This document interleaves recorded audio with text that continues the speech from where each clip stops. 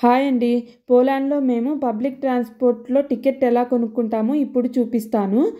ఇలా ఎక్కిన వెంటనే ఒక మిషన్ ఉంటుంది. అందులో మనకి లాంగ్వేజ్ అనే ఆప్షన్ ఉంటుంది. ఆ లాంగ్వేజ్ ఆప్షన్ దగ్గర నేను ఇంగ్లీష్ అని సెలెక్ట్ చేసుకున్నాను. ఇప్పుడు మనకి ఎంతసేపు కావాలో టైం చూపిస్తుంది. మాకు 30 మినిట్స్ కావాలి కాబట్టి మేము అది సెలెక్ట్ చేసుకొని, ఒక టికెట్ కావాలి గనక అది కూడా సెలెక్ట్ చేసుకొని, ఇలా కార్డ్ అనేది స్కాన్ చేసుకుంటే గనక మనకి టికెట్ వ్యాలిడ్ అయినట్టు అనమాట. ఇంకొక రకంగా కూడా మనం టికెట్ తీసుకోవచ్చు. ఈ ఎలక్ట్రానిక్ మిషన్ మనకి ట్రామ్ స్టాపుల్లో అలాగే రైల్వే స్టేషన్స్‌లో కూడా ఉంటుందన్నమాట.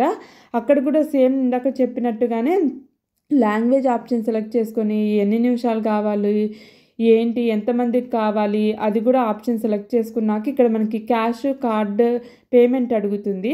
ఆ పేమెంట్ కూడా సెలెక్ట్ చేసుకున్నాక మనకి ఒక టోకెన్ అనేది వస్తుందన్నమాట.